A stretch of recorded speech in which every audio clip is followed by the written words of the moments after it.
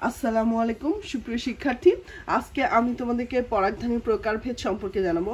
দেখো, এখানে আছে পাদলগ্ন পরাগধানী, পৃষ্ঠলগ্ন পরাগধানী, পার্শ্বলগ্ন পরাগধানী, বৃক্কাকার পরাগধানী, রেখাকার পরাগধানী, সর্বমুখ পরাগধানী এবং আমরা ধুতুরা ফুলের যে পরাগধানীটা দেখতে পাই সেটা কি বলতো দেখি। এই যে দলমণ্ডলের সাথে সংযুক্ত থাকে এটাকে বলা হচ্ছে দললগ্ন পরাগধানী। আসো প্রথমেই যদি আসি, পাদলগ্ন পরাগধানী কাকে বলা হচ্ছে। দেখো, এগুলো কি বলতো দেখি পরাগধানী, আর এটা হচ্ছে পুংদণ্ড। পুংদণ্ড যদি পরাগধানীর পাদদেশে সংযুক্ত হয় তখন তাকে বলা হচ্ছে পাদলগ্ন পরাগধানী। এরপর আসো, এটা হচ্ছে পৃষ্ঠলগ্ন পরাগধানী। পৃষ্ঠলগ্ন পরাগধানী কাকে বলা হচ্ছে, পুংদণ্ড যদি পরাগধানীর পৃষ্ঠদেশের মধ্যবিন্দুতে সংযুক্ত হয়, এই যে দেখো মধ্যবিন্দুতে সংযুক্ত হয়েছে, সে ধরনের পরাগধানীকে বলা হচ্ছে পৃষ্ঠলগ্ন পরাগধানী।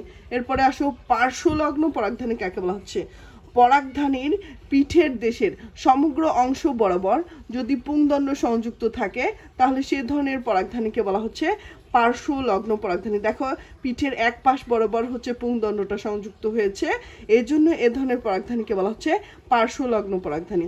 এরপর আসো, বৃক্কাকার বা কিডনি শেপড পরাগধানী কাকে বলা হচ্ছে। এই ধরনের পরাগধানী আমরা জবা ফুলে দেখেছিলাম। এই যে দেখো, কিডনি আকৃতির পরাগধানী এবং তার সাথে পুংদণ্ড সংযুক্ত হয়েছে, এ ধরনের পরাগধানীকে বলা হচ্ছে বৃক্কাকার পরাগধানী। এই যে দেখো, সরু এবং লম্বা রেখার মতো যে পরাগধানী তাকে বলা হচ্ছে রেখাকার পরাগধানী। এরপর আসো, সর্বমুখ পরাগধানী।